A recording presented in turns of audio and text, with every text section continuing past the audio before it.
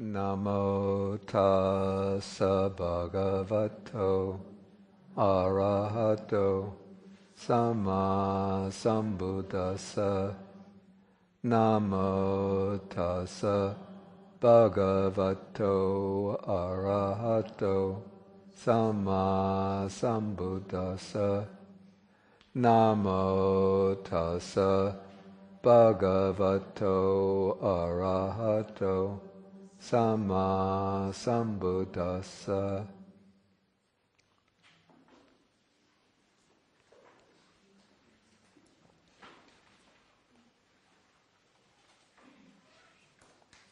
Okay, so first there was one question that was given to me in writing. Okay, the question is, last week you mentioned that the beautiful, wholesome, resultant citas will occur after rebirth into the next life, whereas the rootless, wholesome, resultant citas can occur before rebirth. They can occur in this life.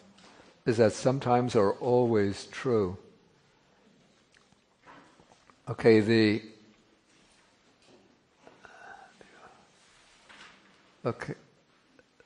Okay, first, to answer these questions, really, we have to go further in the study of the Abhidhamma, but I'll just give a very concise answer in advance, which maybe won't be clear. If it's not completely clear, don't worry. As we go through, it will become clearer.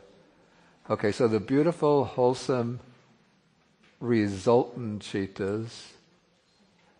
Okay, there's one way in which they might occur in this life, but let's say their main functions will be to occur as the mode of the rebirth consciousness in the next life. We're going to see that when we come to the functions of the citas in chapter 3. Okay, the rootless, wholesome, resultant citas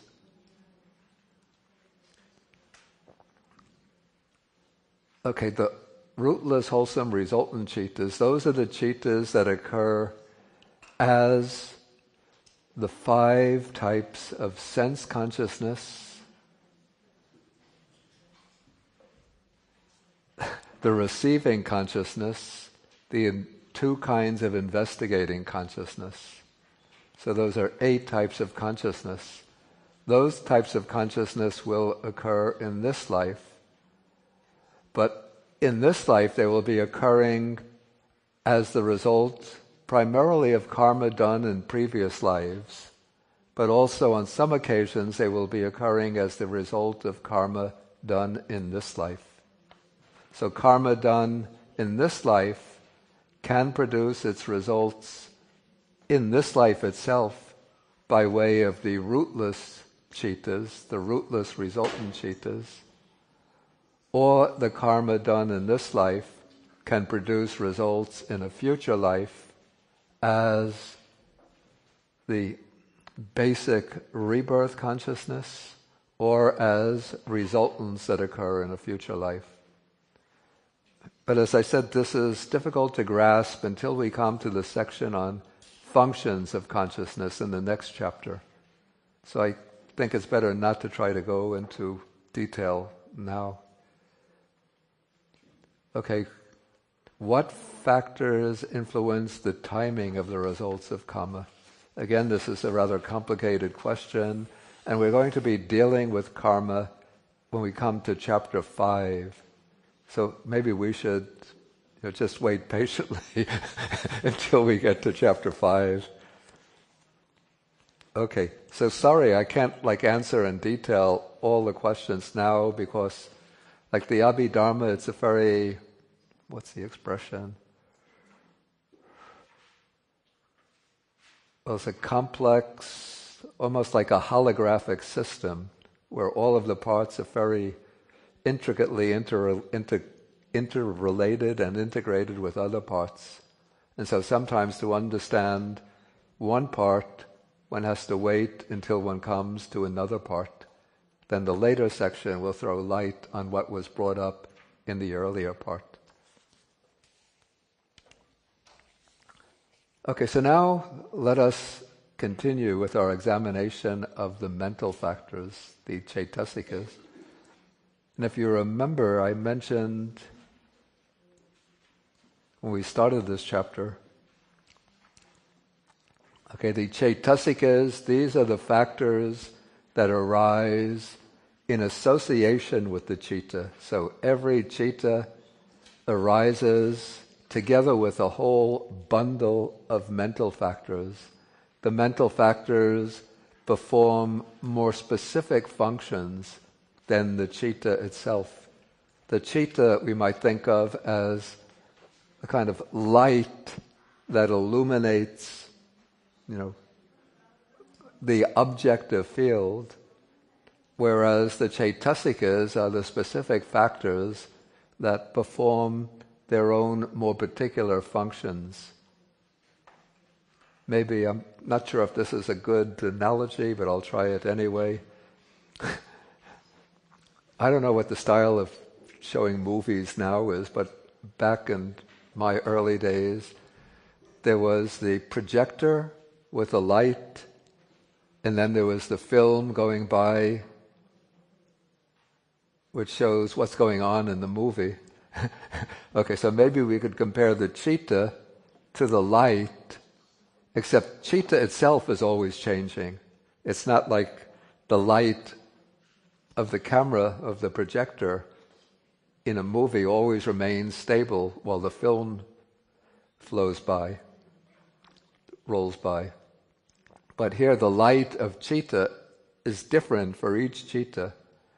But the function of the citta is just to light up the objective field, and maybe the chaitasikas could be considered the content of the little frames that make up the film. So, if we take one frame, okay, maybe it's a cowboy movie.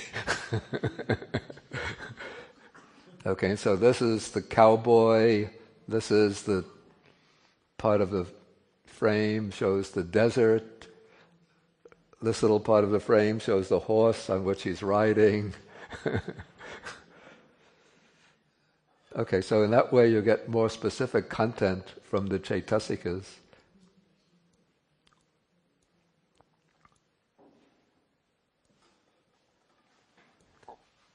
Okay, then there are, according to the Theravada Abhidhamma, there are 52 chaitasikas, 52 mental factors, and of these, 13 are considered the ethically variable factors.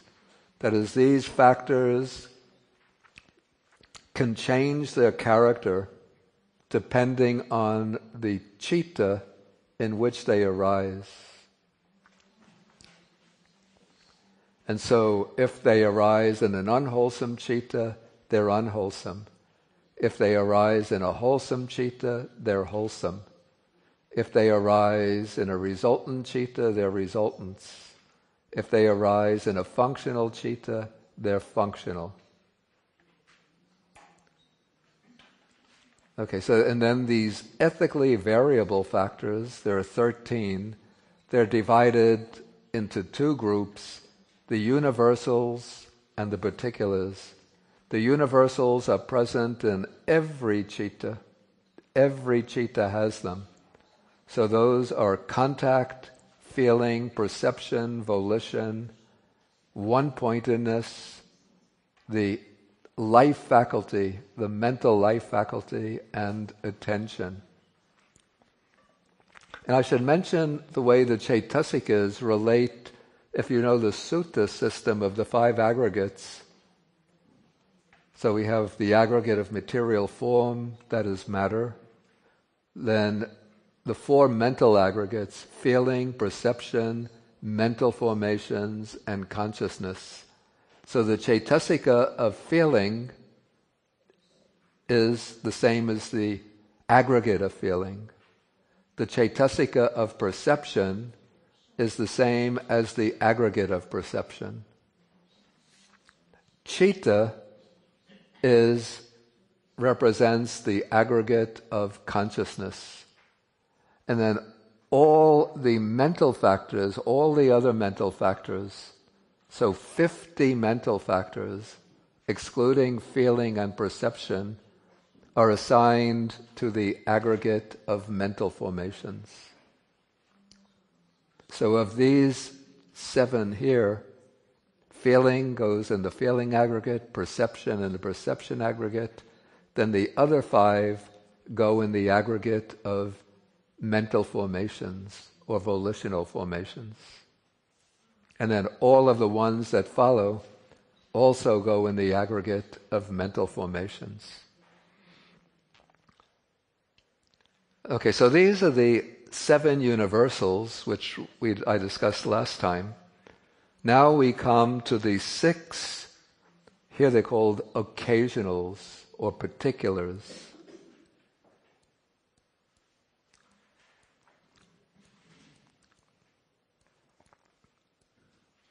Okay, we could read these out loud so that we get familiar with the sound of them. So these are occasionals, pakinaka. Okay.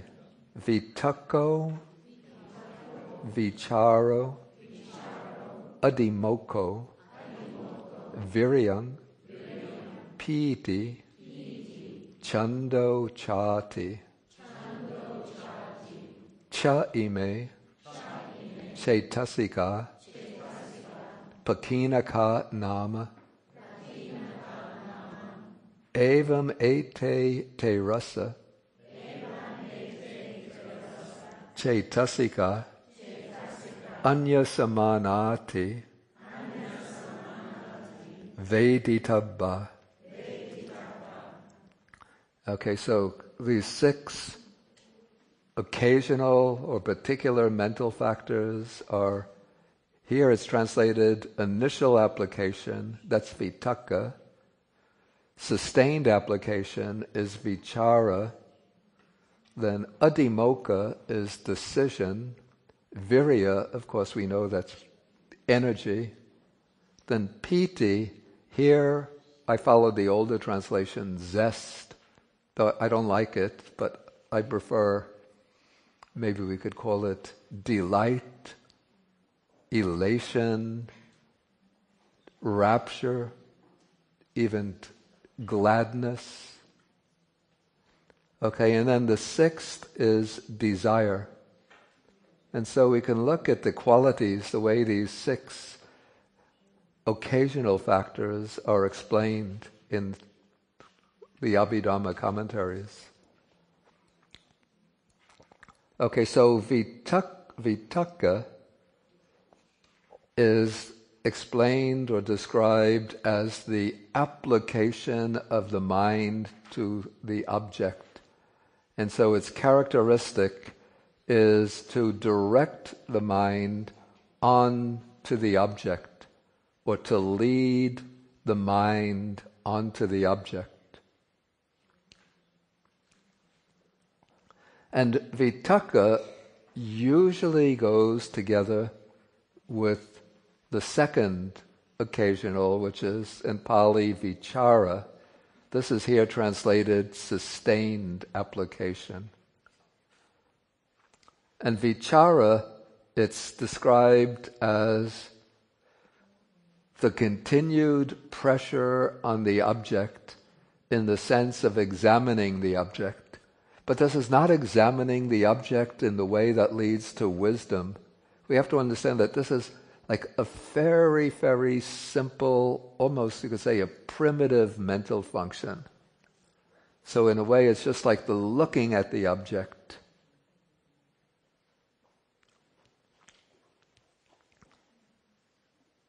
And it's, some of the commentaries explain vichara as like rubbing the object. And so its function is to the sustained application of all the mind and all the other mental phenomena to the object, and it anchors the mind in the object. Okay, to illustrate the relationship between vitakka and vichara, the commentaries use a number of similes. And we have to remember, even similes are always somewhat unsatisfactory, but they might help us to understand the relationship. Okay, so one simile is that when you're washing the dishes, washing a dish, there's one hand is holding the dish, and the other hand you have the cloth or the sponge, and you're wiping the dish.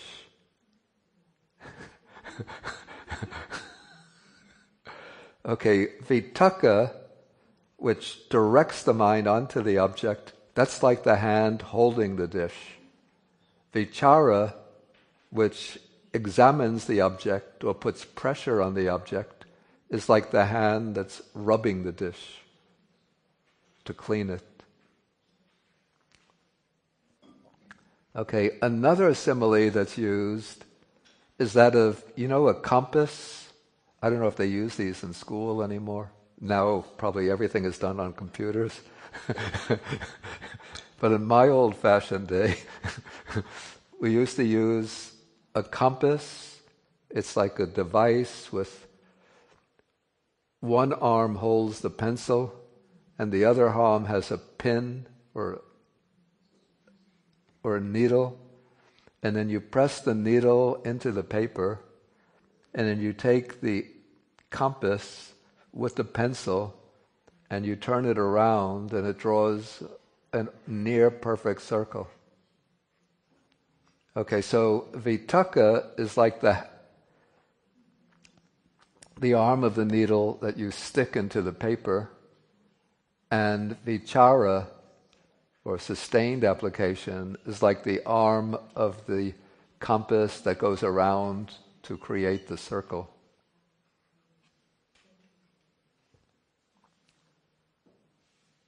Another simile that's used, which is not really completely adequate, is that of a bird taking off, sort of jumping up from the branch of a tree and then flying. So they say that the jumping up of the bird from the tree is like vitakka, and then it's moving the wings to fly is like vichara. But this is imperfect because it suggests that there's a time difference between vitakka and vichara, but almost always they occur simultaneously. It's just that they have somewhat different functions.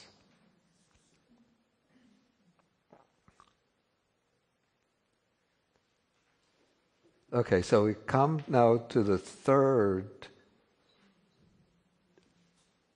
occasional mental factor. In Pali, this is called adhimokkha. In Sanskrit, it's adhimoksha. And this is what we translated here as decision. And the explanation, I have to admit I'm not so happy with this explanation, but I couldn't find a really good explanation in the commentaries. Because usually the commentaries, they just give these very brief explanations and sort of assume that you would understand the meaning from the explanation. And often I have to confess I don't understand the meaning in depth or in detail. Okay, so it said that, you see, the word adhimokkha, we have this, the base of it is mokkha, which is similar to the Sanskrit moksha, which means freedom or liberation. But adhimokkha has the more specific meaning of, literally, it's the releasing of the mind onto the object. And so it's here rendered decision or resolution. And maybe we could understand this in the sense that every citta, well, not everyone because it's not a universal, but more developed kinds of cittas make a decision about the way they're going to process the object that's confronting them. And we could see this mental factor of decision when we're faced with a decision.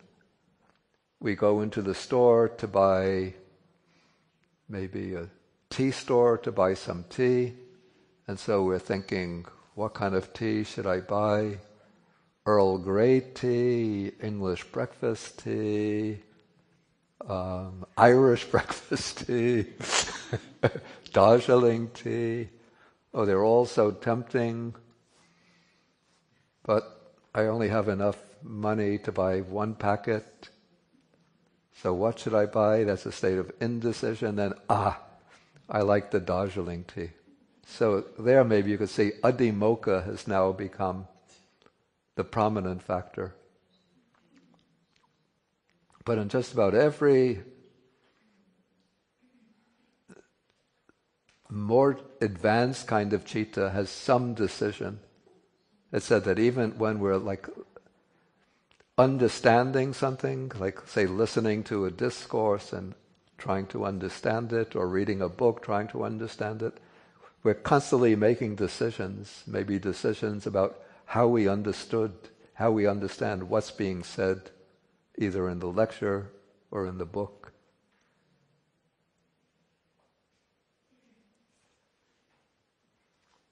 And so it has the characteristic of conviction, the function of not groping, well, maybe we could say the function of not being indecisive, and it's manifested as decisiveness, which is like saying, what's a circle?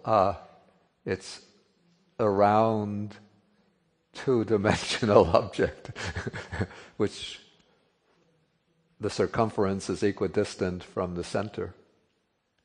So not very helpful. Okay, virya or energy.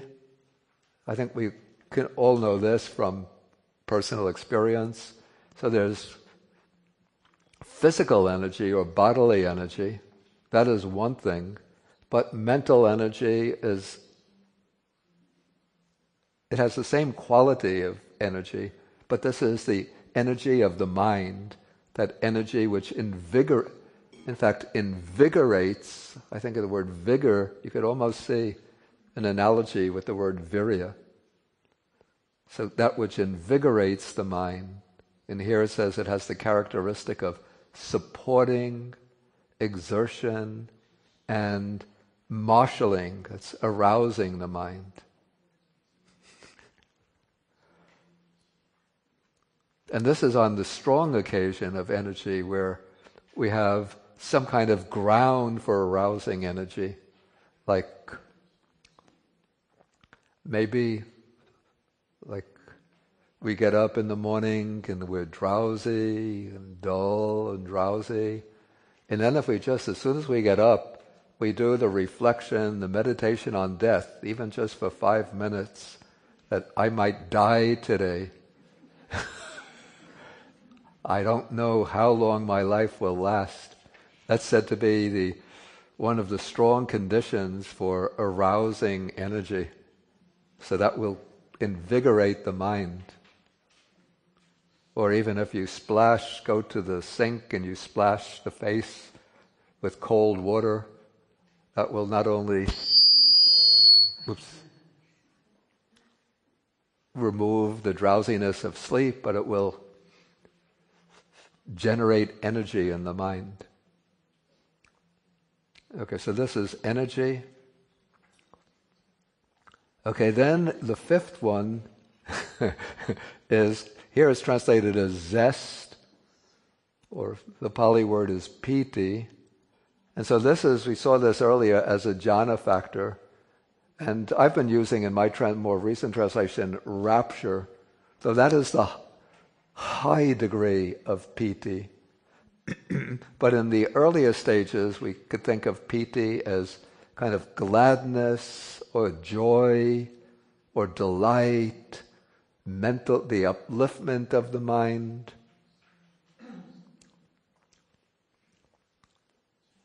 And so it said that it has the characteristic of endearing, or maybe I would prefer to say refreshing, because when you feel gladness, joy, delight, the mind feels refreshed. And so its function is to refresh the mind, and then also when the mind is refreshed, it has an impact on the body. Or its function is to maybe to thrill with rapture. And it's manifested as elation. So all of these little explanations are just attempts to convey some indication, even very concisely, of what is meant by these mental factors. But to really understand what's meant, it's not so much a matter of attaching to the words, but looking in one's own experience to see how these factors manifest.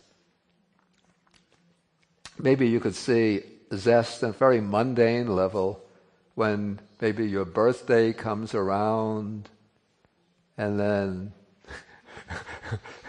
maybe you go, okay, an experience I had a few months ago. I won't mention what month. Okay, on my birthday, at the monastery, when I went to the dining hall for the breakfast, nobody said anything to me.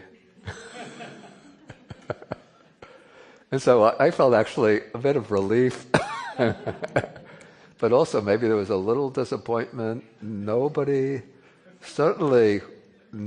We've had my birthday in the past there. Nobody has remembered it.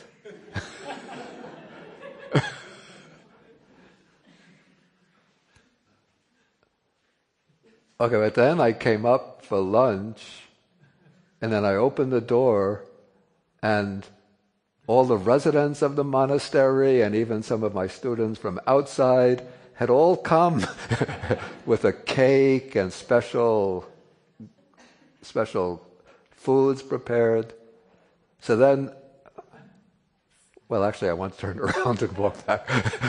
But maybe then I felt some delight. Everybody remembered my birthday.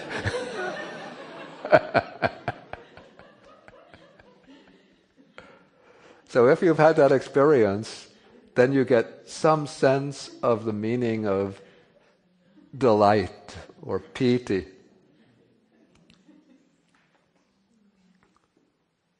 Then maybe again you could see it maybe at the mundane level. Okay, when a couple gets married and they come, the man comes from one door, the bride comes from another door, and all of their friends and relatives are around, and then they make their vows. Then they're feeling really sort of delight in their mind, and everybody is congratulating them. So that is a kind of mundane type of piti. But there are more spiritual kinds, like especially, one example is if we're doing the recollection of the qualities of the Buddha, either in the Pali way, we use the 9 qualities, or the Chinese Mahayana way of recollecting Amitabha Buddha, Namo Amitabha, then sort of visualizing the Buddha and reciting the Buddha's qualities or name over and over. Then when the mind starts to settle on that, then there will arise a kind of joy or delight. That's the mark of piti. Okay, so the 6th pakinika, the 6th miscellaneous factor, is the Pali word here is chanda, which means, or translated, desire.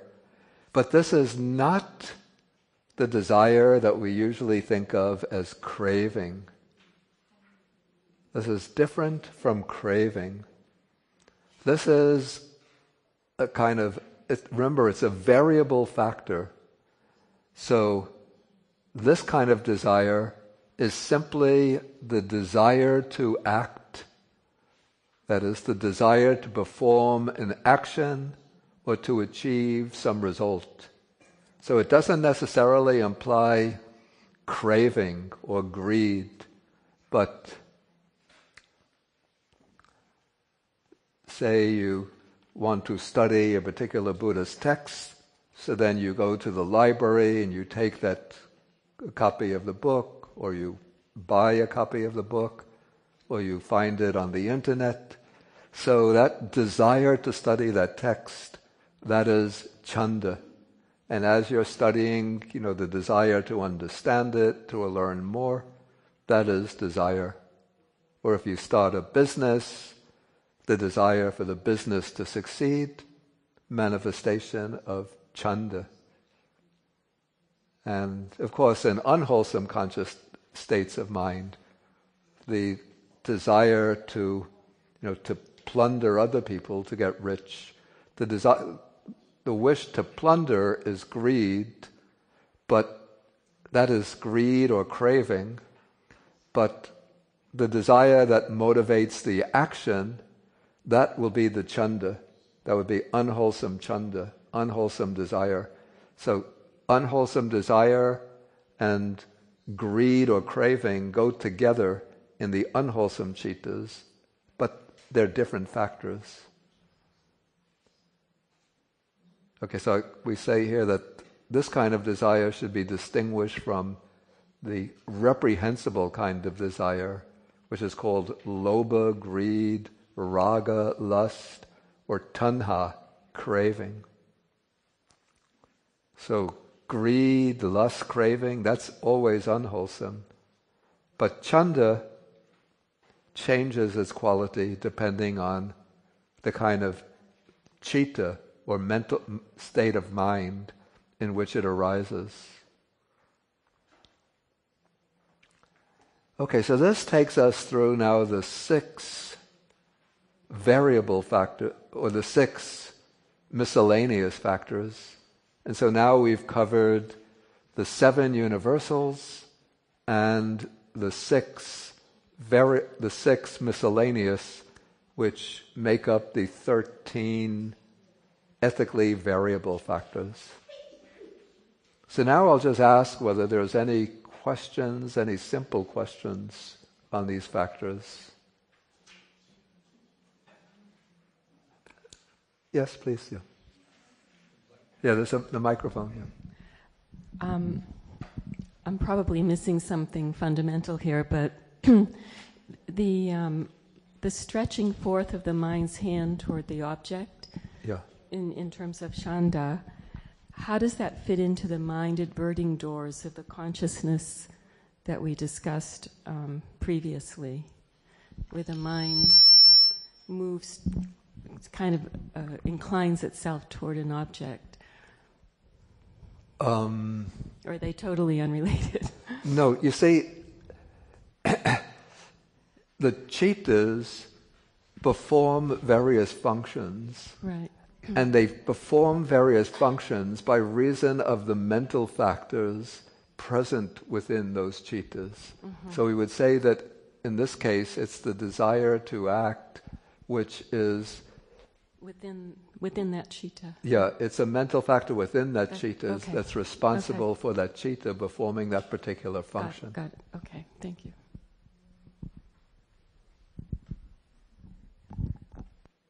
Any other? I have a question. Yeah. Who is speaking and where? Oh, okay. Yeah. For the chanda, if I have a craving for ice cream and I look for ice cream, is that act of looking chanda? I would say that the act of looking, it's a very complex phenomena. So there are many, many chaitasikas or mental factors involved in that. Okay, let us take the case you have the desire for ice cream. Okay, then you don't have any ice cream in your house, so you go out to, was it Baskin Robbins or Dairy Queen, whatever. Okay, so so you make a decision to go out to get ice cream. Okay, so there's the craving for the ice cream, that's greed. There's the desire to get the ice cream, so that is the chanda. Okay, then there is the decision, in this case, decision to go out. You could think, on the other hand, say, you have the desire for ice cream. That's the greed arising in the mind, but it's a cold, rainy day, and the Baskin Robbins, the nearest one, is 6 blocks away. Then you think, nah, I don't want to go out in the cold rain. So then your decision is to stay back. So then, in that case, your desire, you could say your desire to remain comfortable in your house or your apartment is stronger than your desire to go out to get the ice cream. I think, could you to use the microphone if you... So it's still considered as ethically variables then? Yeah, in the case when the craving for the ice cream arises, then the desire becomes unwholesome.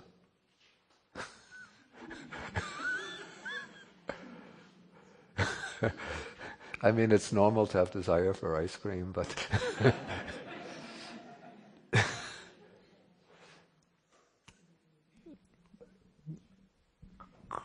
Chris? Yeah.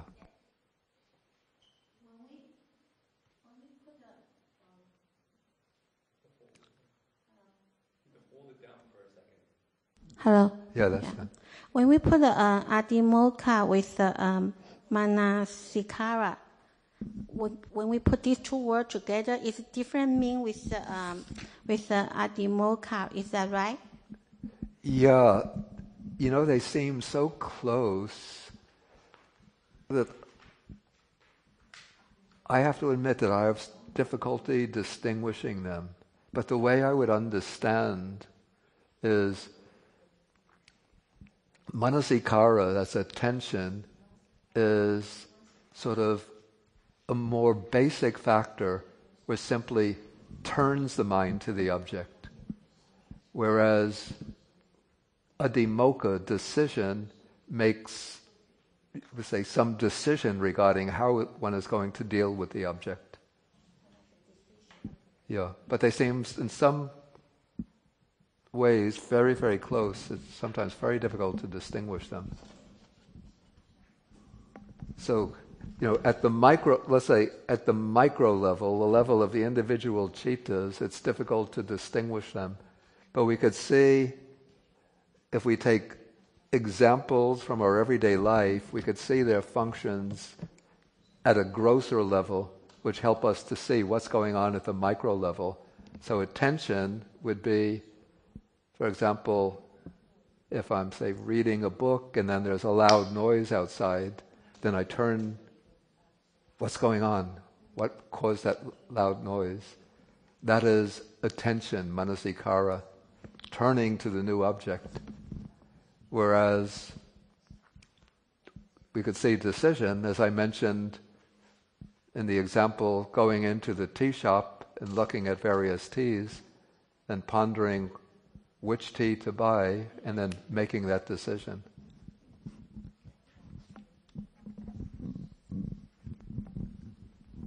Okay, Ben. Venerable, I was wondering, could you give an example of using the desire that doesn't come from craving as a starting point? Because one was a craving for ice cream. Okay. How would the desire work? Okay, so we would say some wholesome forms of desire. It would say desire to advance in one's learning of Buddha Dharma, desire to attend a meditation retreat, desire to maybe perform some kind of service at the monastery. Those would be kinds of wholesome desire. Wouldn't have any craving in them. Of course, they could be craving, like, I want to learn this so that I could become a Dharma lecturer. So elements of craving can come in, but one has to, examine one's own mind and then sort of subdue and dispel those thoughts of craving that arise and generate a wholesome motivation for those pursuits.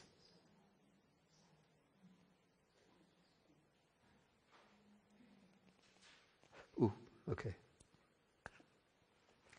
Okay, can we go on now to now we come to the unwholesome mental factors.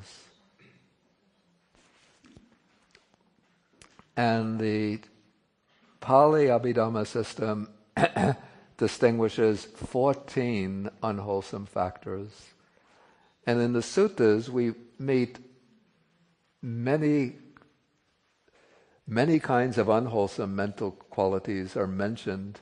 But one of the things that the Abhidhamma does is to sort of collate or connect synonyms for the different unwholesome mental factors.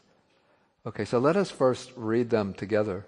First we'll take the title of this section, Akusala Chaitasika, Moho, Ahirikang, Anotappang, Udachang, Lobo, Ditti, Mano, Doso, Isa, Macharyang, Kukuchang, Tinang, Midang, Vichikicha, Chati, Chudasime, Chaitasika, Akusala Nama.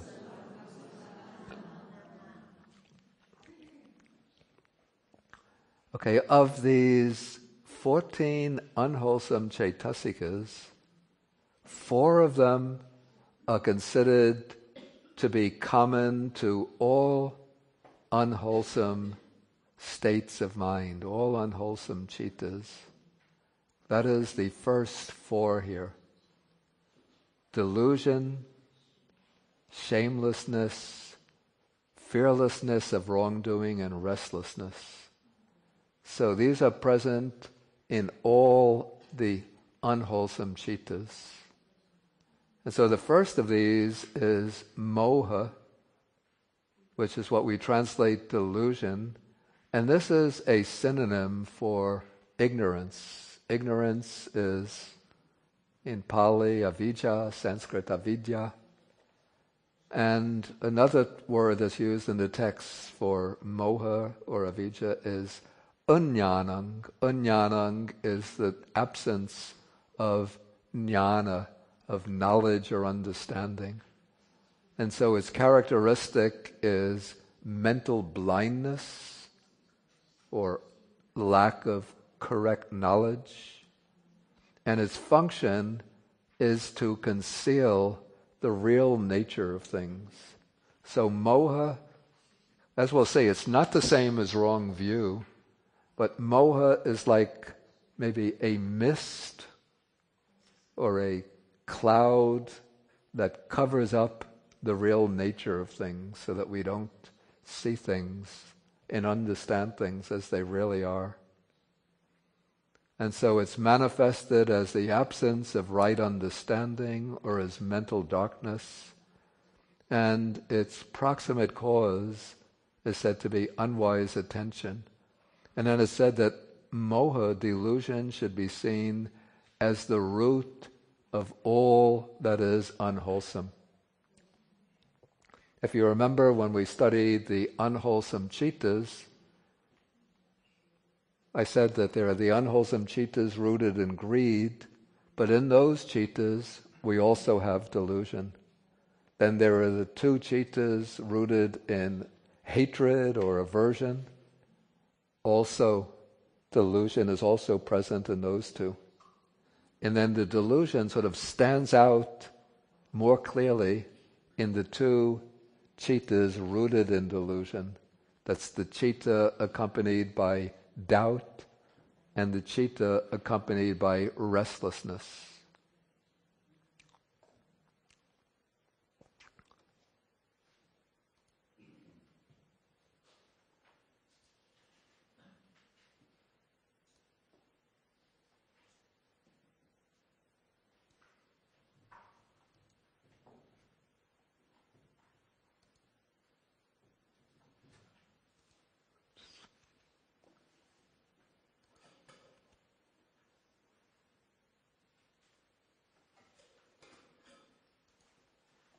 Okay, now we come to two factors which are very closely connected with each other. They always go together, but there's a difference in their mode of operation. And they're best understood by way of the positive qualities that they negate. Okay, so these two are, the Pali words are ahirika and anotappa. So ahirika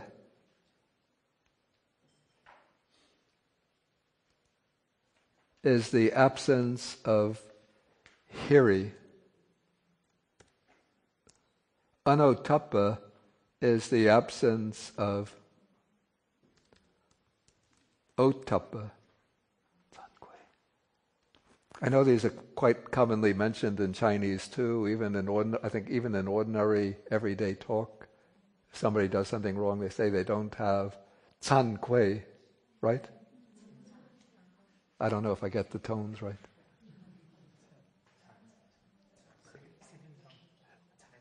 Can is third tone. Second of can. Kui, fourth. Kui. Okay, thank you. Okay, so let me explain the positive qualities, then we could understand the unwholesome by the negation. So the quality of hiri is absence of disgust, or let's say disgust. Okay, the absence of disgust at bodily and verbal misconduct. And now we translate hiri as the sense, I use the rendering, the sense of moral shame, but that's not perfectly adequate. I think there is maybe it's very hard to find an English word that exactly corresponds to hiri, because we think of shame as something that arises after one commits an unwholesome deed. Then one looks back at it, one feels shame over it or regret over it.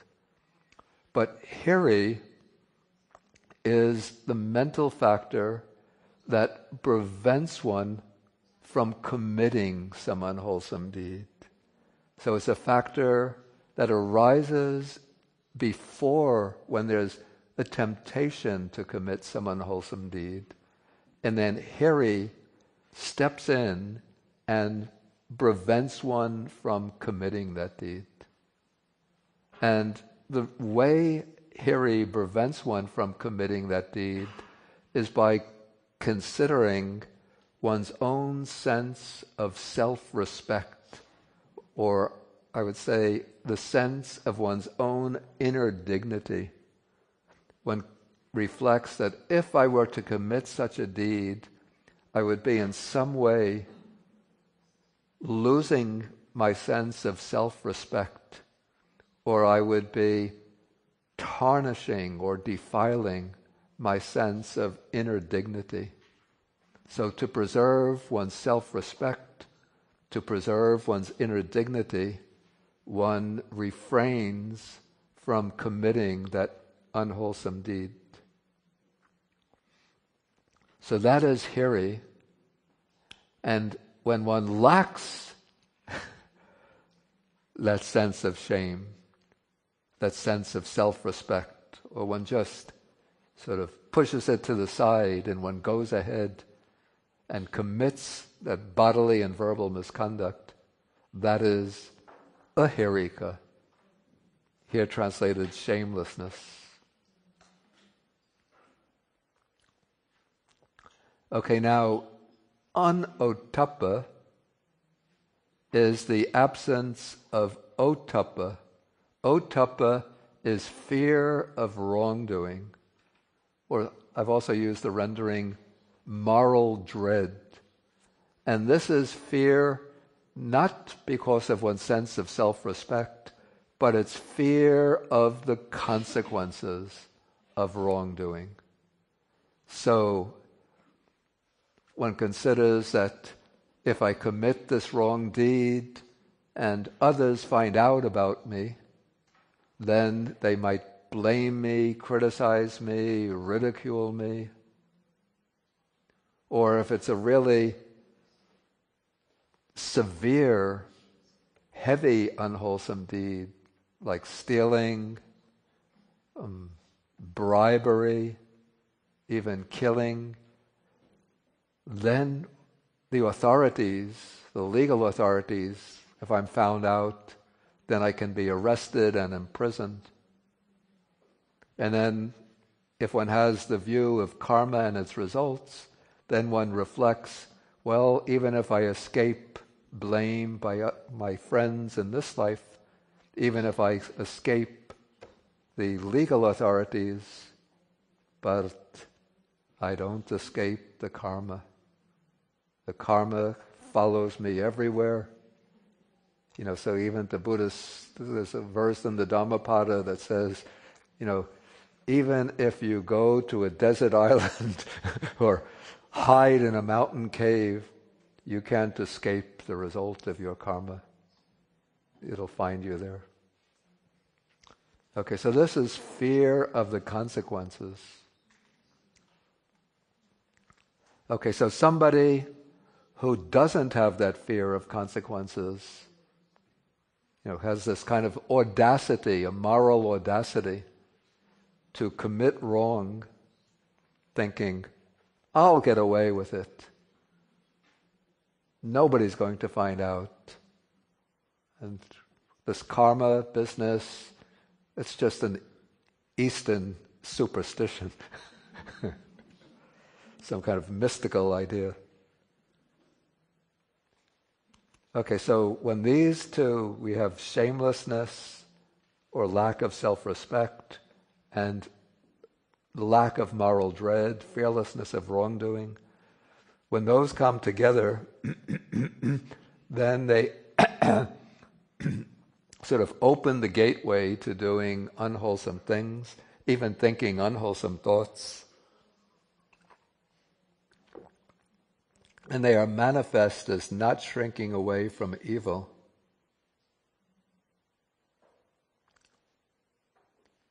Okay, then the fourth common or universal unwholesome mental factor is restlessness or uddhacca.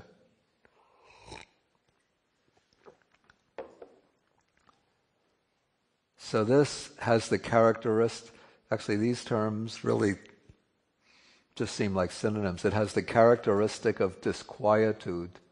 So when the mind is not quiet, not calm, not peaceful, but it's excited or agitated, that is the manifestation of restlessness.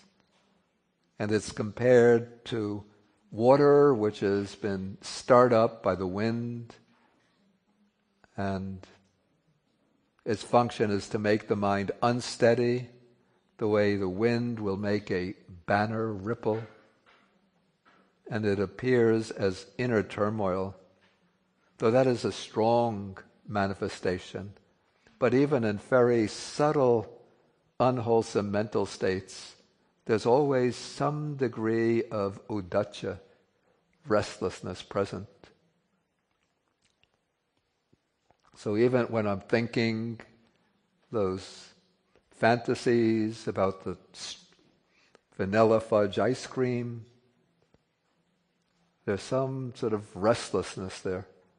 Or if I'm thinking a little bit angry because somebody said something rude to me, there's some restlessness there.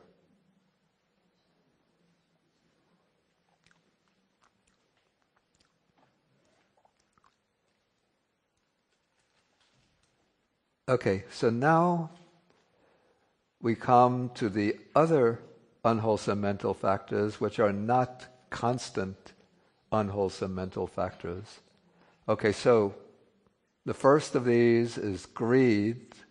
So we've already looked at greed in the 8 chittas rooted in greed. And here, though we use the word greed, but we have to understand that the word lobha, the Pali word, it covers all degrees of selfish desire. So greed is a very strong manifestation I want to get rich on the stock market. I want to get power and influence in politics. I want to get praise from others or fame. So those are strong manifestations of greed. But even, we could say, like subtle manifestations, like I pass a beautiful flower, I think, let me just smell the fragrance of that flower, and I lean over and enjoy it. Ah, how delightful. So we could say, it's not committing anything that's morally wrong by that act, but it's a subtle manifestation of greed.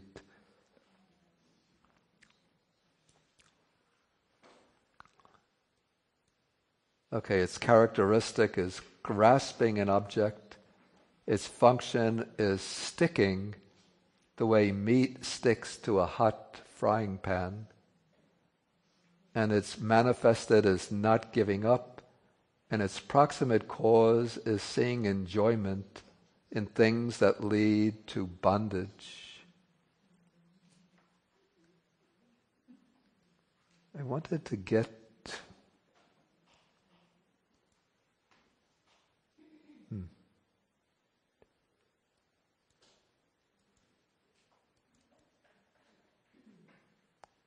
to give you some example of how the Abhidhamma text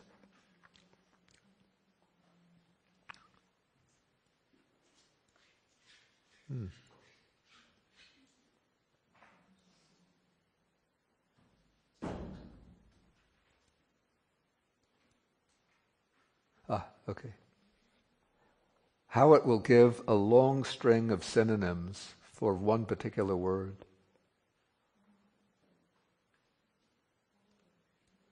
Like greed.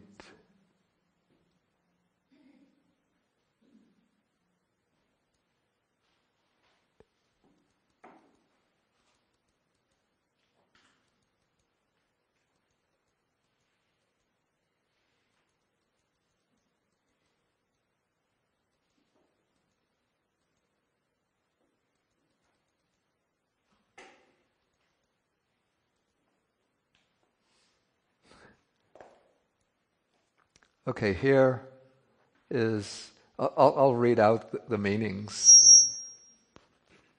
So there are too many words in Pali for greed. We don't have so many words in English. Okay, so it's saying, here, what is greed? That which is lust, passion, favoring,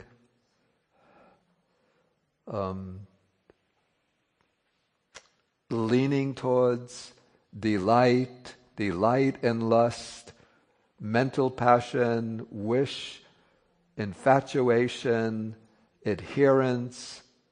Geta is again almost like greed. Paligeta again like greed. Sanko is a bond. Punko is a swamp. Aja is commotion. Maya, strange, is usually Maya is like hypocrisy. It's strange that it's there. Janika is the producer. Sipani is the seamstress, that which ties one down. Jalani is the web or the net, not the internet, not the World Wide Web. Visatika is like attachment. Sutta is a thread. Visata is like bondage. Panidi is inclination. Bhavaneti is what leads to existence. Vana is the woods. Vanato is a jungle. Santava is intimacy. Sineya is affection. Apeka is concern. Patibandho is again like bondage. Asa, desire. So just you could see like many words that occur in the text are sort of united and brought together under this word lobha.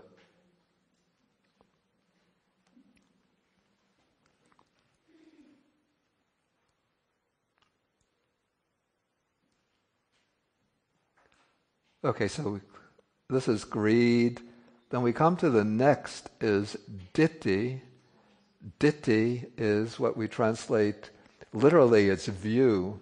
So we can have samaditthi, which is right view, and micchaditthi, which is wrong view. But when the Abhidhamma uses the word ditthi, then almost always it means wrong view. So it's explained as seeing wrongly. And it's sort of its characteristic is that it's an unwise or unjustified interpretation of things.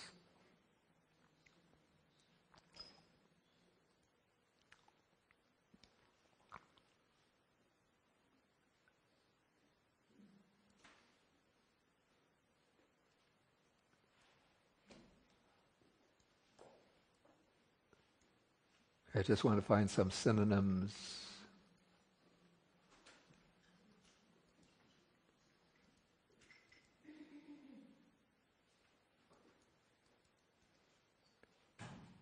Okay, so for view, the Abhidhamma text gives view, going to views, the jungle of views, the wilderness of views, the vacillation of views, the trembling of views, the fetter of views, the grip, the obsession, the adherence, the misapprehension, and so on and so forth.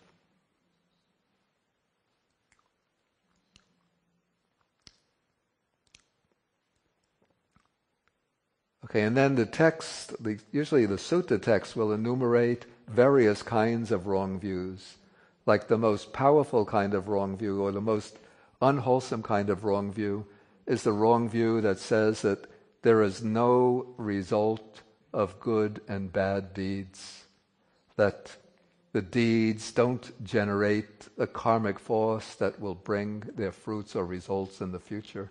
So therefore, that if one kills and steals and plunders and commits sexual misconduct, there's no harm, no demerit is created.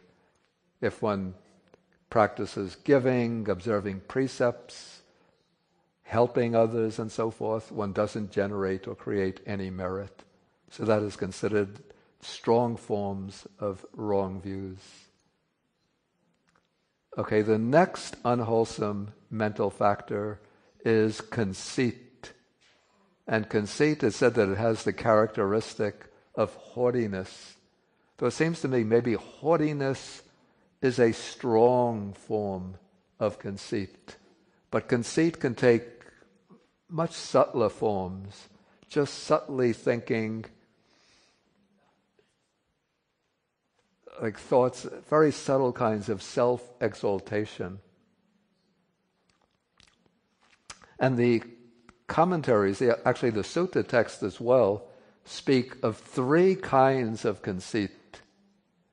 One is called the superiority conceit.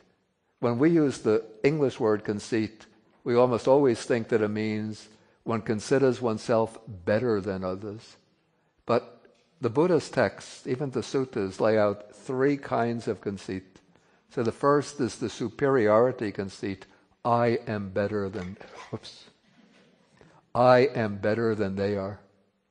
But then there is called the same as conceit. I am just as good as they are. I'm the same as they are.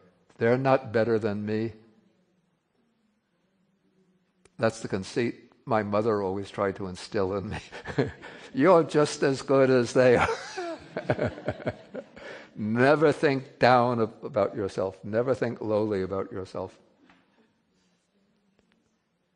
And then the third kind of conceit is the inferiority conceit. So even thinking, oh, I'm a hopeless case. Everybody is understanding this Abhidhamma business, but I'm sitting here, I can't make out a thing that he's saying. There must be something wrong with me. My mind is like a block of cement, nothing gets in. Okay, so that is the inferiority conceit. But they're all, according to the Buddhist texts, They're different modes or manifestations, but they come from the same mental factor.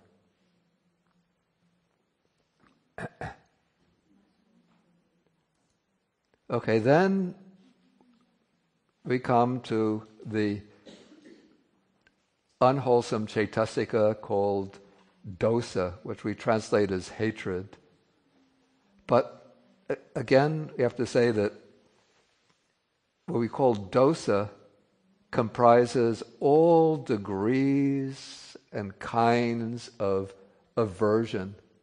So when we use the word hatred, we think of something really strong that just overwhelms the mind so that you can't control the mind anymore. But even when we feel a little bit resentment towards another person, a little bit of ill will towards them, or we get a little bit angry, like I trip on the step, when going off the curb, and then I think, why did they have to put this curb here? And I get angry at the curb or angry at the people who put the curb there.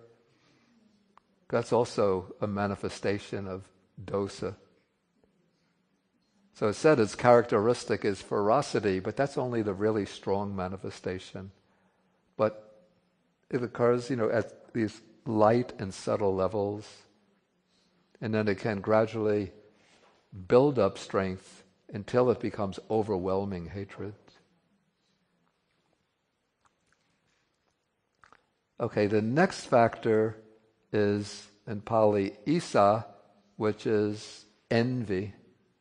And this has the characteristic of being envious or jealous of others' success, or I would say also of the good qualities or possessions of others.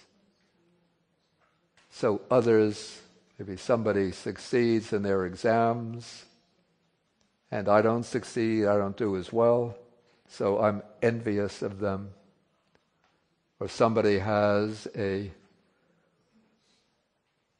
Tesla electric car, and I have an ordinary, what is ordinary cars? Toyota or Honda.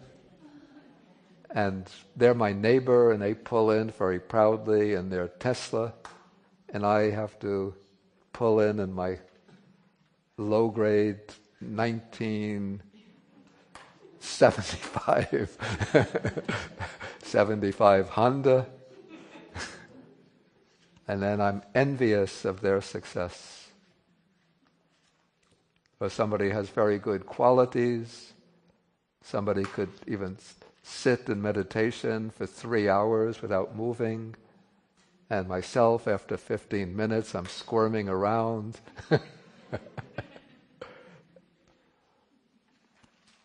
And then I feel envious of their quality, of their good qualities.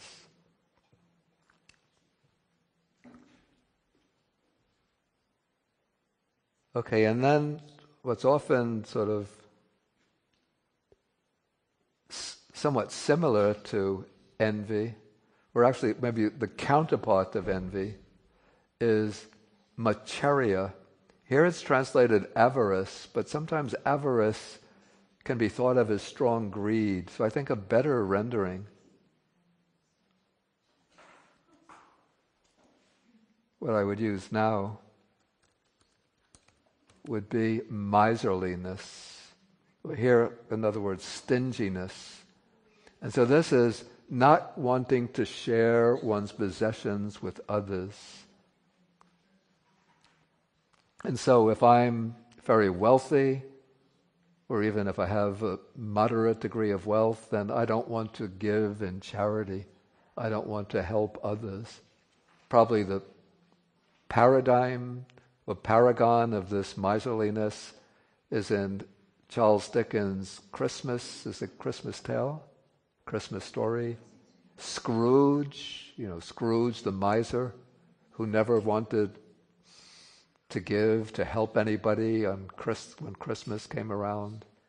But he would always think everybody should take care of themselves. I've worked hard for my wealth. they should work hard if they want to get some benefits. And also, even in monastic life, the Buddha mentions 5 kinds of macharia. So let me see if I could think of them offhand. I didn't prepare this part in advance. So there's miserliness regarding dwellings. So one doesn't want to offer, say, a visiting monk or nun a dwelling place in one's monastery.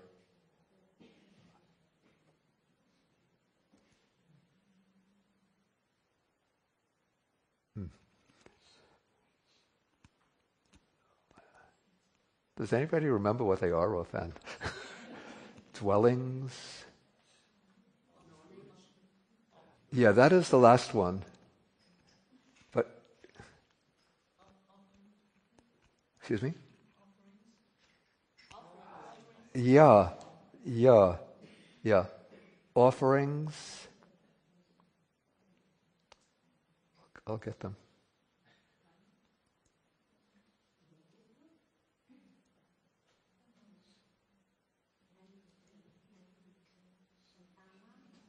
Yeah, Dhamma or knowledge, I think it was the last one.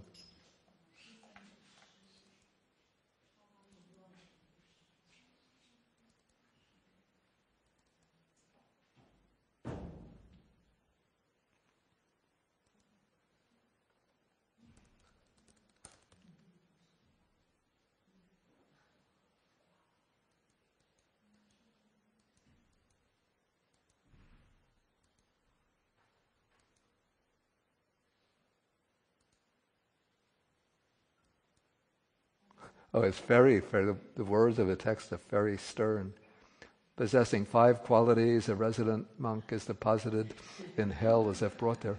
He is miserly with regard to dwellings, the dwelling place.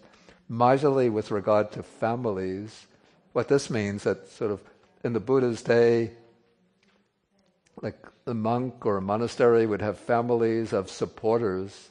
And so if a visitor comes or a new monk comes to live in the monastery, he doesn't want to introduce his family of supporters to the new monk because he wants to keep them for himself so that he gets all the support from those families. Then comes being miserly with regard to gains, those are the offerings.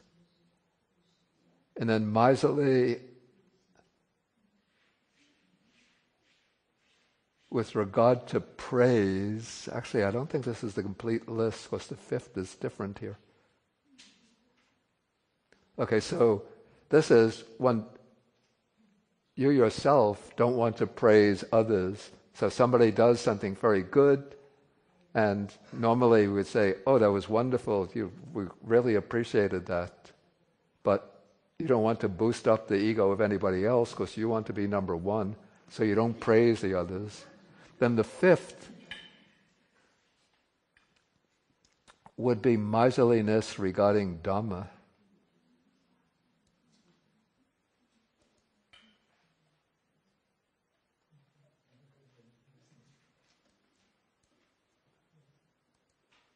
Yeah, this is the list that has Dhamma.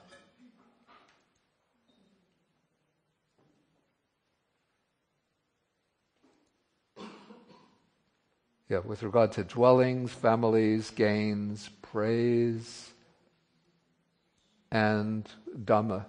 This is, if one has knowledge of Dhamma, then one doesn't want to teach it, or one teaches it with some reservations, because one doesn't want other people to learn Dhamma so that they will become accomplished teachers of Dhamma. You want to always be the number one teacher.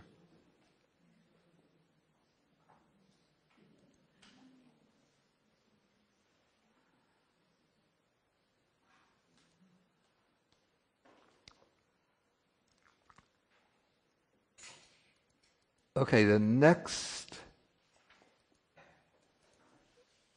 unwholesome mental factor is, here it's given, this translation, not good, worry. Rather, I would translate it as remorse or regret. That is, when one does something wrong, and then afterwards there's a kind of scratching on the mind, even like a sense of guilt, though it doesn't have to be as heavy as this oppressive sense of guilt, but just some kind of disturbance in the mind that I've done something wrong. And so its function is to sorrow over the wrong that has been done or the good that was not done. And it's manifested as remorse. Okay, now, I should say, in my opinion, that there's a good kind of remorse.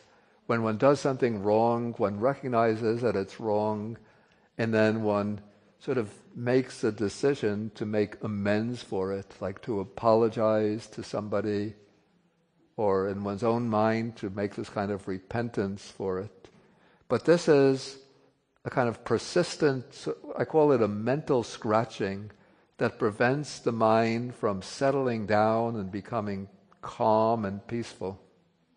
A kind of constant regret, constant reminder that I did what was wrong, or I failed to do what was right and necessary.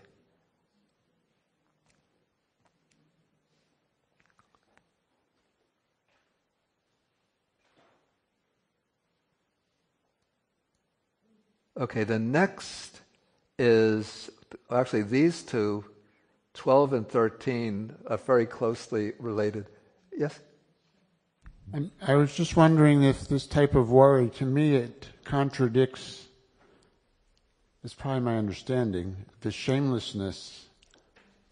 Because if you have that worry, it would suggest that you're not totally shameless. And that I would speculate that the worrying about misdeed must, at some level, have a fearfulness of wrongdoing. So what I would say is that the shamelessness, as I said, precedes the wrong act. So it means that one is not restrained out of a sense of shame. But so one goes ahead and commits the wrong act, and then worries about it. Then one considers about it. Then one turns back and considers it. Then one has this regret or remorse. Okay, but I'll say if I can say one more thing. Yeah. It seems like what you just described there, I was thinking it before, could be a developmental process of developing a better sense of conscience. Yeah. Right. Yeah. So the unwholesomeness could be a stage for developing I say that there's like a wholesome kind of remorse, which is that when one does something wrong, one recognizes it, and then one tries to make amends for it, or at least one makes a determination not to repeat it. In fact, we have that in the Buddhist monastic discipline. If one sort of transgresses the training precept, then one is supposed to, if it's a lesser precept, to make a confession, and then one makes the resolve not to repeat it in the future. Okay, let's finish the unwholesome factors before taking questions. Okay, so we have these two, translated here, sloth and torpor, which are very, very closely associated. I think they always go together, never separated. But there's a slight difference in their characteristic or the way they function. Okay, so sloth I would call dullness or sluggishness of the mind. So it's a heaviness of the mind, you could say, a sinking of the mind.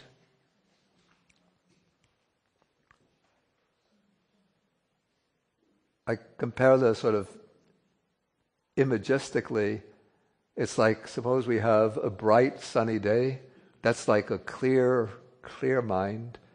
And then these heavy clouds sort of blow in, and then they stop, and you get the sky covered, not with these distinct clouds, but with this heavy sort of this extensive mass of just gray clouds, indistinguishable clouds. So that is like that sloth, this dullness, stiffness, sluggishness of the mind. Then mida, translated here as torpor, I would call this now the drowsiness. But it's not the natural sort of sleepiness that comes in when one reaches, the normal bedtime. But during the day, maybe early morning, you wake up bright and bright and active, and then maybe you're meditating or studying the Dhamma book, and then the mind starts to get heavy and dull. Okay, that's Tina coming in, and then before you know it, you're sort of nodding off. That's torpor or drowsiness. So it said its function is to smother. It is manifested as drooping or as nodding and sleepiness.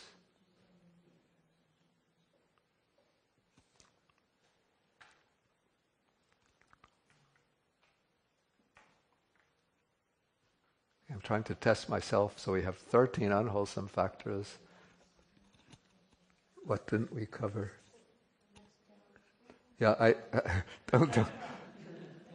Okay, I'll have to cheat. Of course. Doubt. Okay, so as I explained when we discussed the doubting consciousness, so this is what I would call like spiritual doubt or skeptical doubt. And it's understood as the inability to place confidence in, for a Buddhist, from a Buddhist perspective, the inability to place confidence or trust in the Buddha, the Dharma, and the Sangha. So its function is to waver. So when there's doubt, the mind wavers. Is the Buddha enlightened or not enlightened? Is the Dharma true or not true? And so on. So it's manifested as this indecisiveness. Okay, so that takes us to the unwholesome factors. And one thing that I notice about the unwholesome factors, if we just look at them together, it seems to me that we could divide these into two categories, or two classes.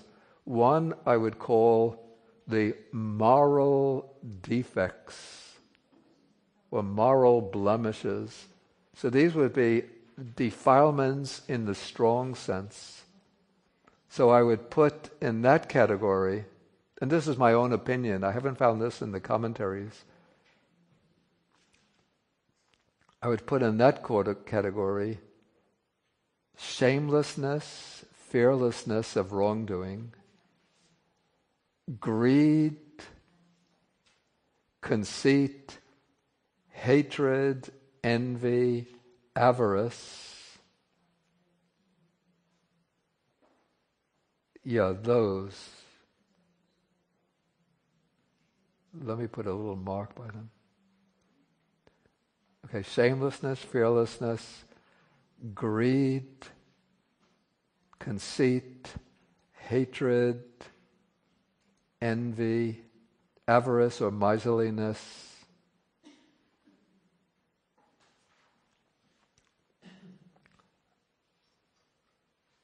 Okay, then the second category would be those unwholesome mental qualities that are not really moral taints as such, but that are obstructions to the development of the mind, that sort of impede or block progress in the way of, especially the progress along the path of developing samadhi and wisdom. So these would be, I'll use a line rather than a dot for those. Restlessness, regret or worry, sloth, torpor, and doubt.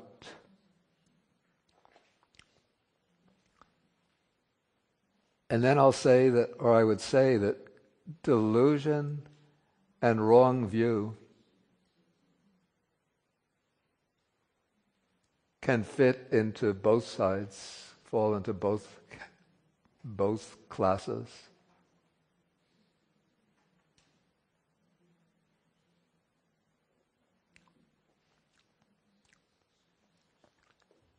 Okay, I'll ask now whether we have any questions on any of the unwholesome mental factors. And I want to say, before I ask the questions, I want to say, this is again my opinion, like these particular factors are what have been selected out by the Pali or Theravada Abhidhamma. Almost certainly, if one sort of goes into the suttas and starts selecting the different unwholesome qualities mentioned by the Buddha in the suttas, you'll be able to find other factors which don't fit so neatly into under these headings. And so one could probably construct another Abhidhamma system with different grouping of unwholesome mental factors. Yeah, so, okay, please. Going back to wrong view, number 6. Yeah.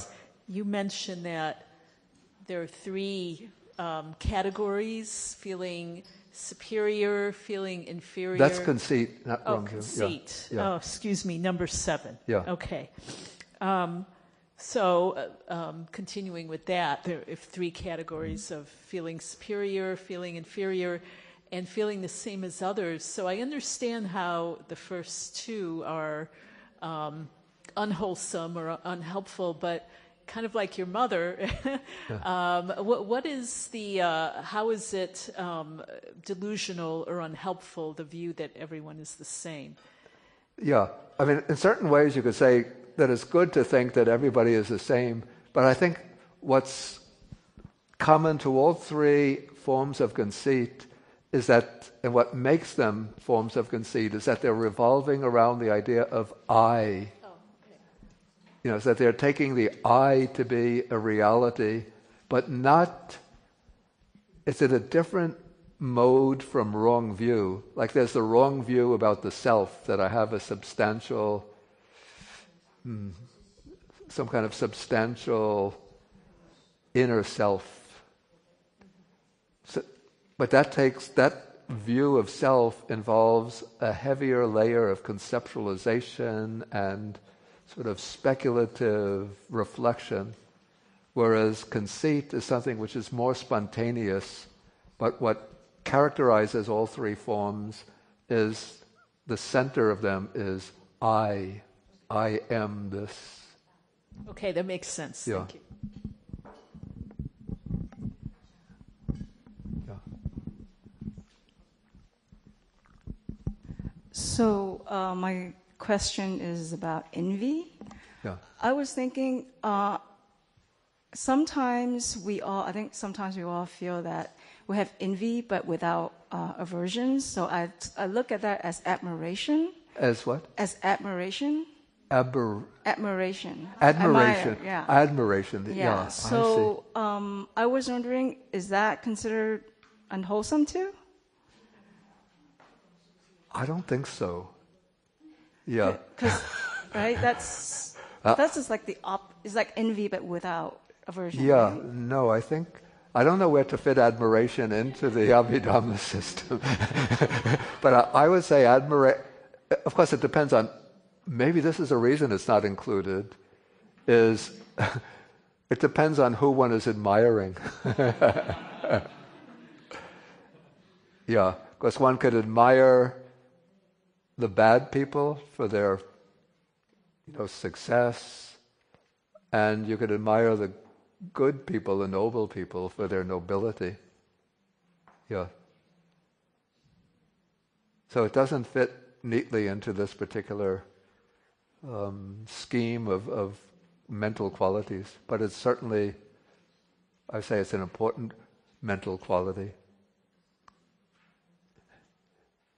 Okay, yes, please.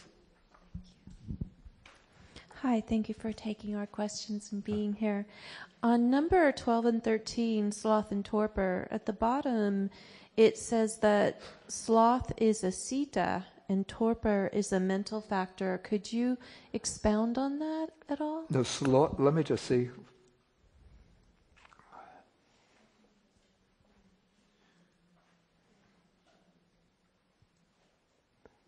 The bottom of page 84.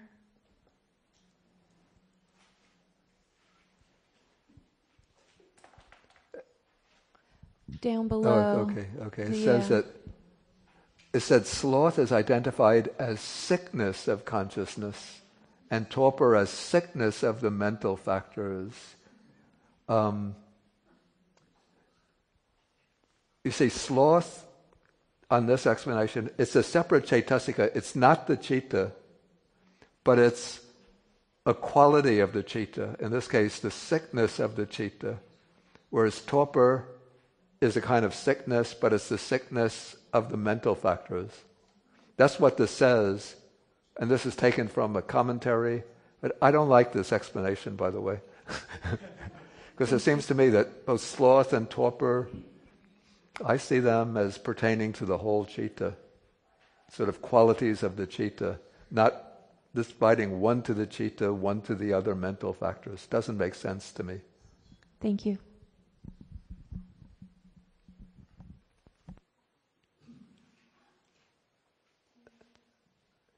Is it Yuan?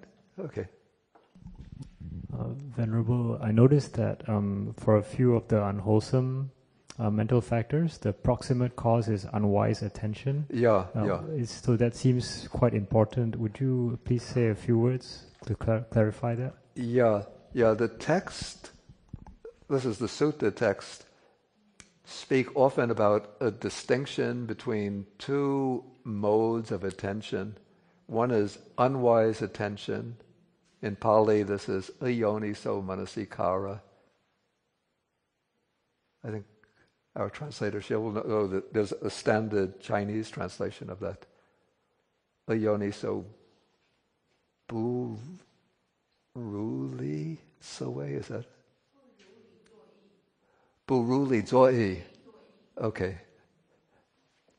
Okay, so unwise attention or careless attention or superficial attention. And then the opposite of that on the wholesome side is what we could translate it wise attention, careful attention, or thorough attention. So the attention here, it's not identical with the attention as a single mental factor. So this unwise attention, wise attention, can't be reduced to single mental factors or cetasikas, but rather these are mental processes, ways of considering things. So if one considers things unwisely or superficially in terms of their surface appearance, that is the unwise attention. And that is often like the stimulus for greed or conceit or wrong views and other unwholesome states to arise. Whereas wise attention, that is the strong condition for the arising of wisdom, especially for the arising of wisdom, thorough and careful attention. Okay, maybe if there's one more question, then I'll take it, because I want to take the wholesome mental factors. Okay, please, yeah. Just following up on that question. Yeah.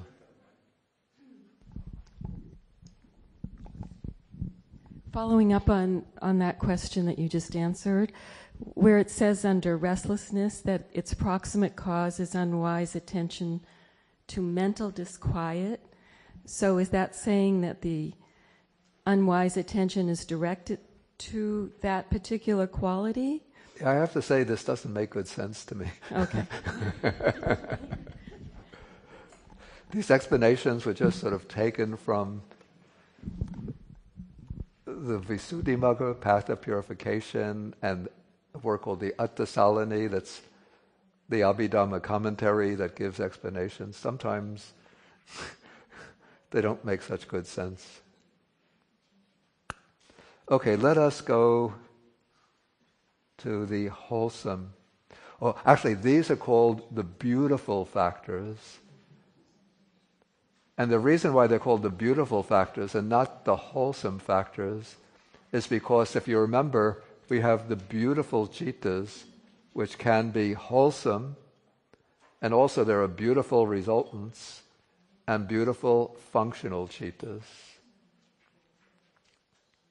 So these beautiful mental factors can be present in all three of these classes: the beautiful wholesome, the beautiful resultants, and the beautiful functionals. Okay, first, the beautiful factors are divided into universal beautiful factors, and then there are a number of other beautiful factors that are present only under particular circumstances or in certain types of cittas. Okay, so there are 25 beautiful factors, and of these, 19 are considered universal beautiful factors. So the Pali designation is Sobhana Sadharana. Okay, so we'll recite them together. Okay, Saddha, Sati, Hiri, Ottappa, Alobo, Adoso, Tatra Majjatatta, Kaya Pasadi, Chitta Pasadi, Kaya Lahuta, Chitta Lahuta, Kaya Muduta, Chitta Muduta, Kaya Kamyata, Chitta Kamyata, Kaya Pagunyata, Chitta Pagunyata, Kai Ujukata, Chit Ujukata, Chati, Ekuna Visat Ime, Chaitasika, Sobhana Sadharana Nama.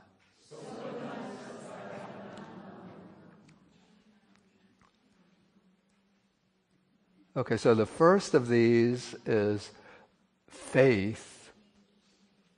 And so faith is said to have the characteristic of placing faith or of trusting.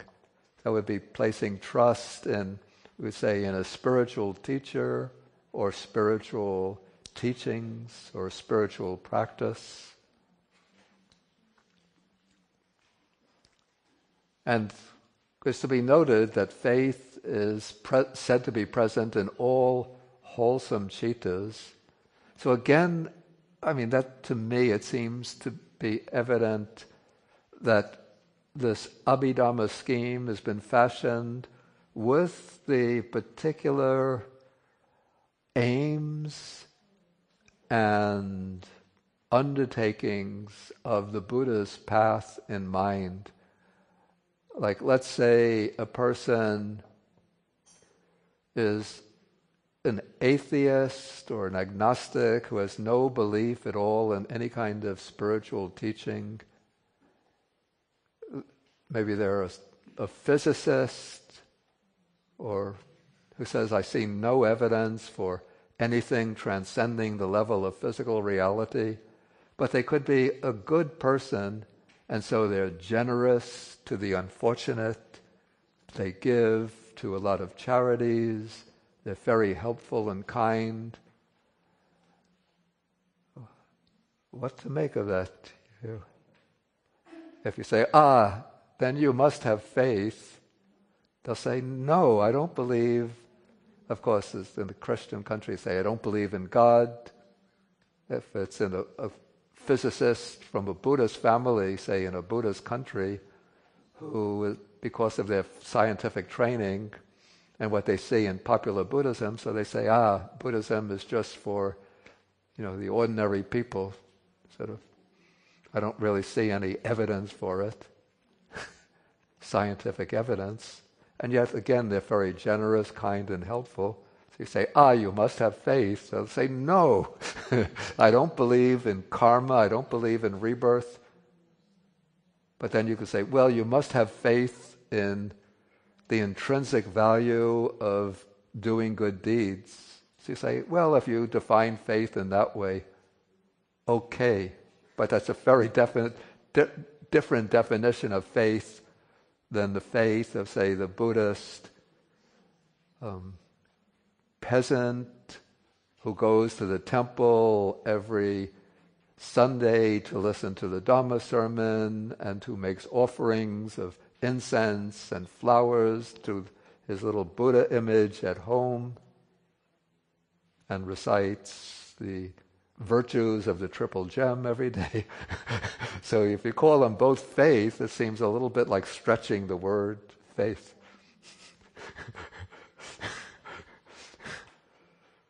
Okay. And this is interesting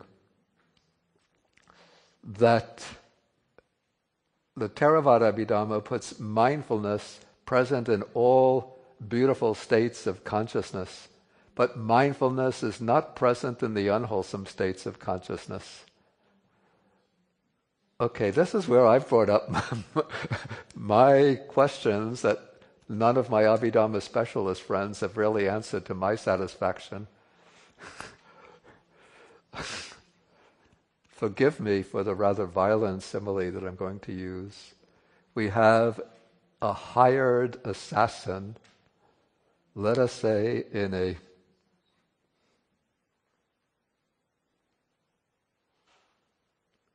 we call a third world country. He's hired to assassinate the president of that country. Okay, he goes about this operation meticulously. Every step he performs with thorough attention to the step.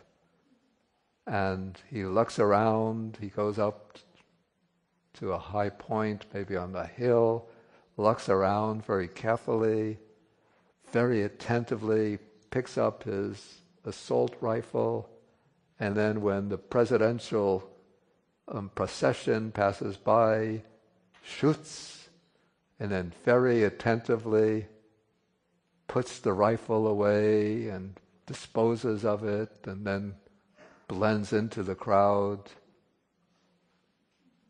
even mindfully or attentively feigning, oh, what a terrible thing happened, oh, I hope he'll be all right. Can we say that that's not mindfulness?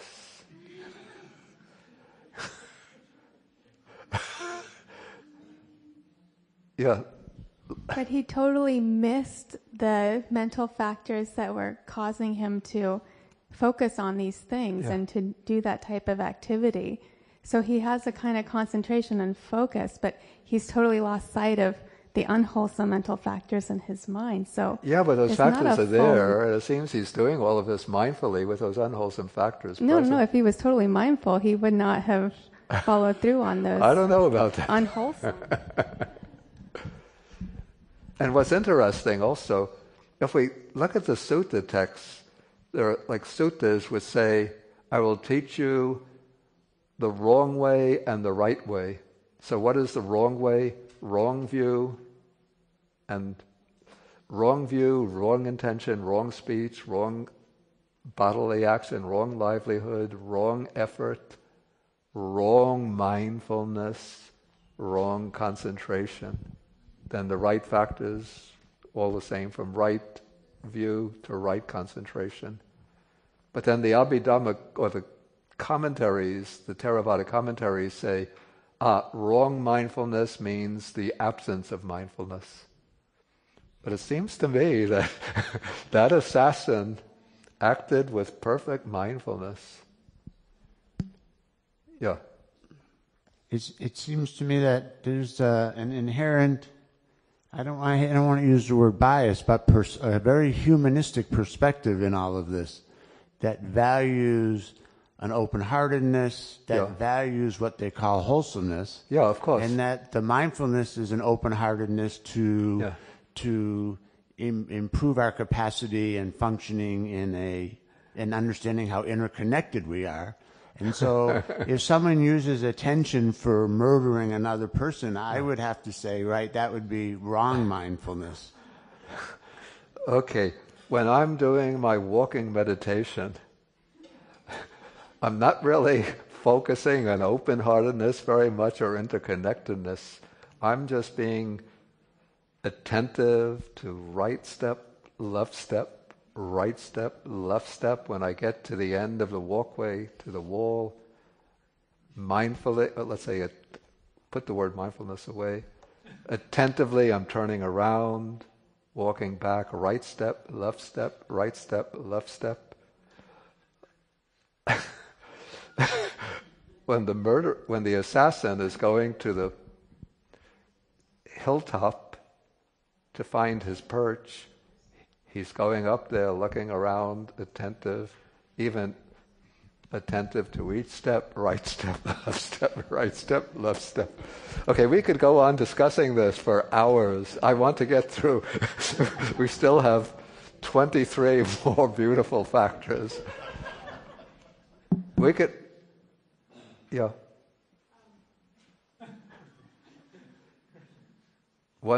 You have the last comment. So for these universal beautiful factors, right, they result in, like, there's a resultant karma. So it's like, if let's say because of the mindfulness of of the assassin, he gets his results. So he'll get because of the assassination, he'll get the unwholesome results. But the assassination is unwholesome result, but the mindfulness gave him the result of that person. You could say, when he's acting with mindfulness, then he's acting with a wholesome state of mind. But I can't say that going to commit an assassination, he's acting with a wholesome state of mind. Because okay. As I said, we could debate this for another hour. I want to get through all of these factors in 10 minutes.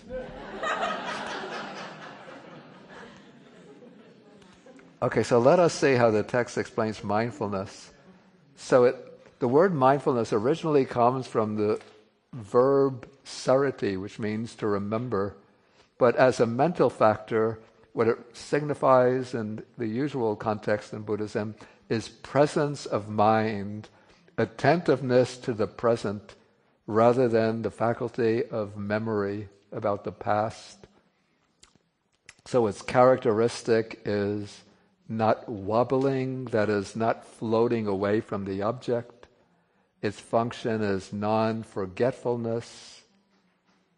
It's manifested as guardianship. Not clear what that means. Okay, then we see it in the Buddhist context. The mindfulness appears sort of most clearly in the practice of the four foundations of mindfulness. But even when, say, if I give food to a hungry person or take the precepts, even then those are wholesome states of mind, so mindfulness will be present. Okay, we've already discussed shame, or what I call the inner sense of the sense of inner dignity or self-respect, and fear of wrongdoing. Okay, then non-greed has the characteristic of the mind's lack of desire or craving for an object. Its function is not to lay hold. It's manifested as detachment. In what's said in some of the commentaries is that non-greed covers a wide range that extends from simply the absence of greed, say in a wholesome state of consciousness. Again, say when I'm doing my walking meditation, just being mindful of walking back and forth, then because it's a wholesome state, so non-greed is present, but there it's sort of present minimally as simply the absence of greed.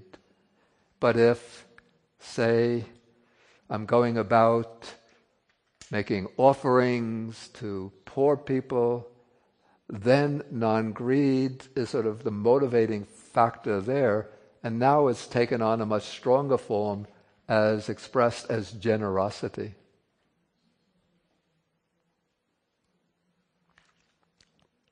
And similarly, analogous with non-hatred, so non-hatred has the characteristic of, let us say simply the lack of any kind of ill will, aversion, annoyance, irritation, and so on.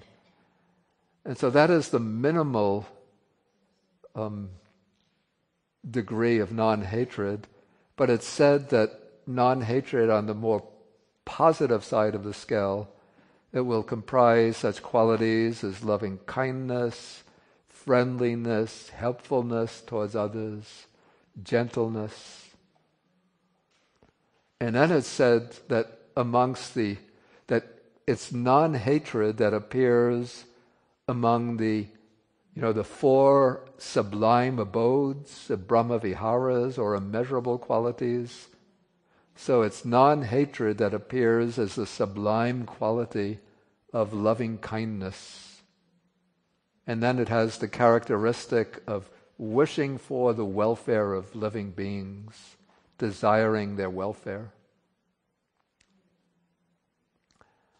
Okay, neutrality of mind, tatra majatata literally means being there in the middle. And this is a synonym for equanimity or upekkha, not the neutral feeling. We met the word upekkha earlier as a feeling present in certain chittas.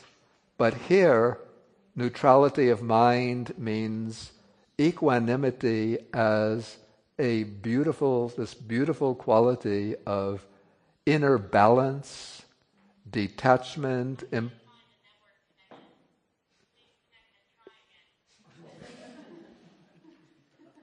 aversion is arising in my mind for a moment.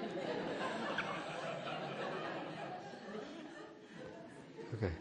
I was losing my neutrality of mind.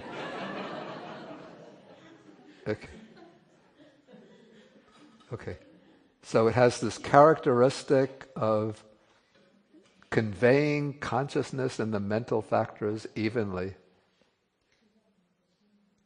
So it prevents partiality, and it's similar, it's illustrated by that of a charioteer who is driving a chariot, and when the horses are proceeding evenly, then the charioteer can just look on evenly on the horses without having to either stir them on or to slow them down. And then this neutrality of mind becomes the fourth Brahma Vihara, that of equanimity towards living beings, that is looking upon all beings equally without preferences. And so it could also be seen as freedom from discrimination, that absence of preferences and prejudices, but looking upon all equally. Okay, the next 12 factors fall into 6 groups, 6 pairs, and it's said that they apply, one term appears to body, the other to the citta. Then the commentaries explain what is the body here is the mental body. But I have to say, this seems rather strange to me. I have a suspicion that it originally meant applying to the physical body, and then the Abhidhamma commentaries took it to apply to what they call the mental body, the other chaitasikas. So I say, let's not be so concerned with the distinction of, say, citta, passaddhi, tranquility of mind, tranquility of body, but just take the 6 qualities themselves. So one is tranquility, So in all wholesome states of mind, there's a certain degree of calmness, an absence of disturbance, a certain peacefulness and coolness in the mind. So that is tranquility. And also all wholesome states of mind have a certain lightness to them. You could consider the unwholesome states. When an unwholesome state of mind arises, there's a kind of mental heaviness. And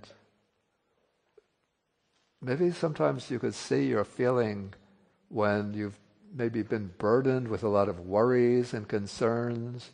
Then if you come into your meditation room or before the altar, and then you bow down to the Buddha and just sit and focus the mind on agreeable object, the mind becomes light.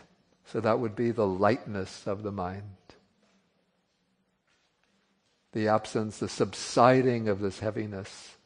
Then we have malleability, mudita, which means like a softness of the mind.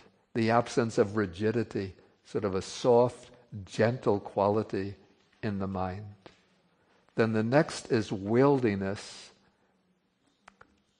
kamanyata, which means that the mind becomes easy to work with, that one could apply the mind without having to struggle to get the mind to perform its tasks. So the mind becomes wieldy, workable. And then in performing its task, it becomes proficient. That is the next pair. So there's a kind of efficiency or proficiency, increased or enhanced capacity in performing its task. Okay, and then the next pair is called rectitude, which is the meaning of uju literally is straightness. And maybe we could think of this as an integrity, that there's a certain integrity in the mind when performing wholesome deeds or generating wholesome states of mind. And so it's the opposite of a kind of tortuousness in the mind, a kind of crookedness in the mind in the unwholesome states.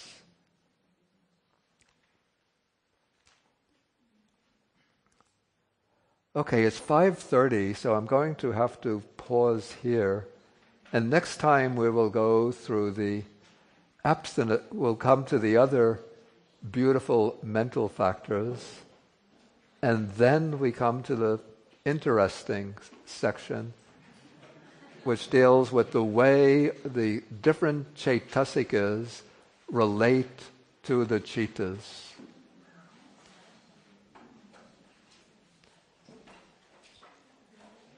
Okay, and remember I said if you have questions, you can write them down or bring them up next time.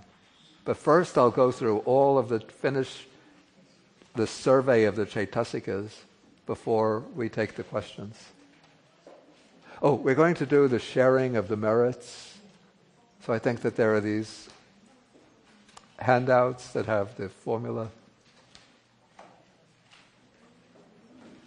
Okay, so we share the merits with the Dhamma protecting devas, the bhutas or fair spirits, the naga spirits, and so on.